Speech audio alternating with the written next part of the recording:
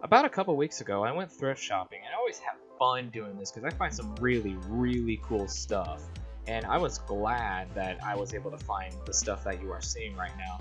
And I just kind of want to take a video and just show off some of the stuff that I found at like a local thrift store, Goodwill, Savers, and some of the other ones that I have here in the valley. So let's take a look deeper and just kind of go over some of the stuff that I found.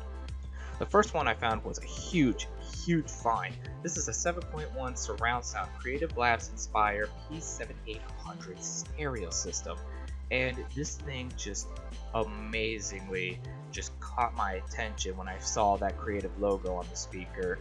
And this thing is so cool, but when I brought it home I couldn't figure out how to get it to work. At first I thought it was broken, but it turned out a little bit of research, it just missed a couple of pieces that it didn't come with, and so I had to order some stuff online, and I'm waiting for those right now. I'll probably do a follow-up video on it, but I also have to talk about this giant power supply. I mean, just look at this. God, I thought that thing would just break through my desk. This thing is heavy. The next game I actually found was Active War Direct Action. And when I first saw this, I kept thinking this definitely reminds me of Command & Conquer 3 without the whole sci-fi thing going on. It definitely is a strategy game, and it looked really cool, and I really wanted to play this. And when I brought it home, it definitely had what looked like a poster of just all of like the units from each faction, and of course it comes with the manual and the CD-ROM, and it actually looked mint condition, so I'm really happy to find this, and I can't wait to play this game.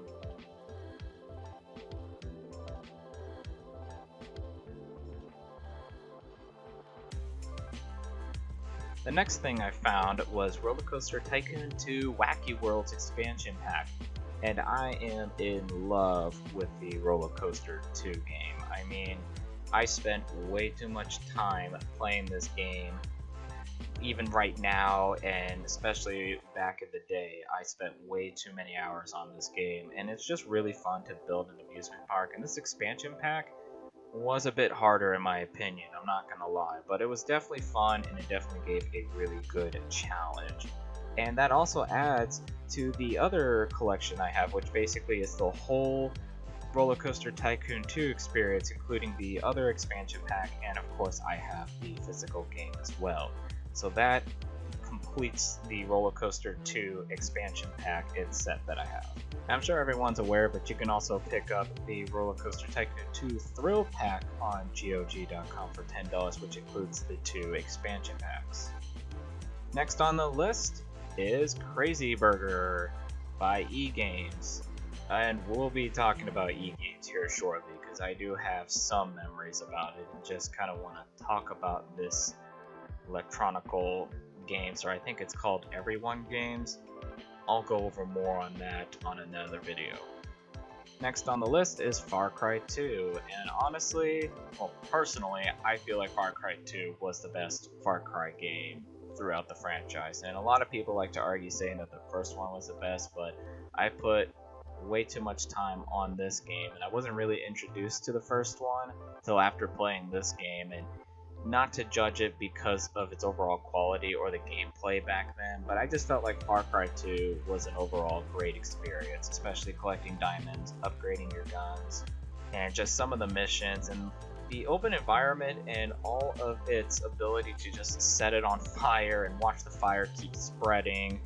That was a lot more better than the other Far Cry games that came out. I felt like the game mechanics in that one did the absolute best overall. Next up is Monopoly for the Windows computer. Yeah, I actually played this when I was little. I didn't really know a whole lot of the rules of Monopoly, and playing on the computer made it easy, but this was a great... Wait, what?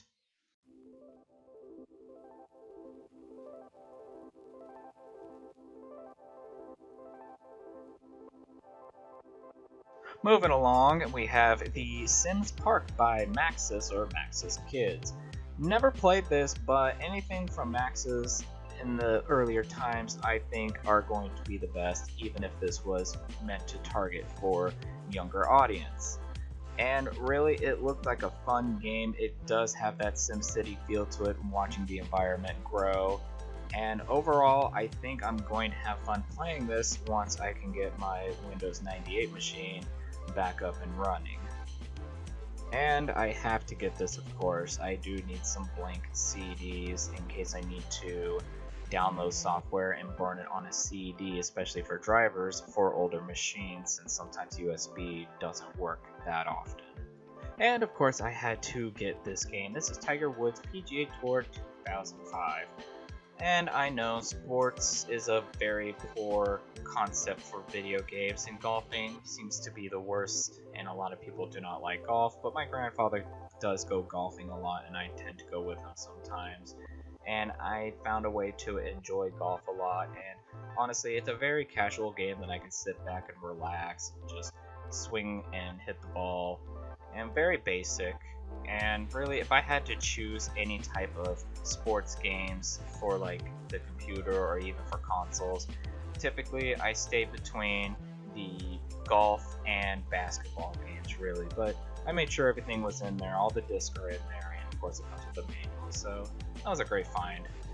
And if you didn't think that the golf game was a great find, I have here the Clint Eastwood Dirty Harry collection. That's right, this includes Dirty Harry, Magnum Force, The Enforcer, Sudden Impact, and Deadpool with the Dirty Harry bonus disc, which I believe is the behind the scenes and whatnot. And yeah, the disc holder, or whatever you want to call it, was broken off and would rattle when carrying this thing around, but honestly the discs were all in there, and they weren't in really bad condition. They almost looked like they were new, maybe with one CD that might have a little bit of a scratch, but it didn't look like it could cause too much damage in terms of video skipping or any sort of tearing. But I've only watched Deadpool and Dirty Harry, so I haven't seen all the other ones, so it's going to be great going back and rewatching all these classic films, and of course Clint Eastwood doing his best acting. And of course we have here Battlefield 2, the Deluxe Edition, which includes these special forces. Man, I wish I would have played this back in the day. I remember seeing advertisements of it, especially on the Dell computers, which was supposed to be optimized for it. I don't remember what the Dell computers were. I think they were the XPS models, but anyways, I enjoyed this game. I never got into it until Battlefield 3, and I thought that was great, and then Battlefield 4 came along. And even though there were some glitches and people consider it an expansion pack, and I do as well, Battlefield 4 was still a great experience. Never really got into Battlefield 1 or Battlefield 5, not because of the change in timeline, but there was just something that was missing about it compared to those games. And overall, I felt like the holy trinity of the Battlefield franchise would have been 2, 3, and 4. And I thought I would never see this game again. This is Pirates of the Caribbean for the Xbox original, and this was actually done with Bethesda software. And what's this? Haven't I seen that logo somewhere? But I couldn't disappoint the fans. Oh well. Well, anyway, this was a really great find, and honestly I'm going to enjoy playing this game again.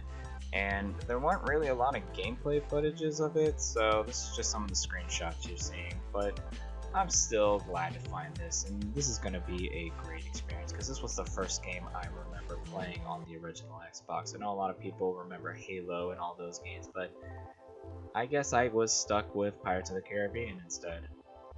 Last but not least is Windows 95 Professional Tutor with under 2 hours of training video.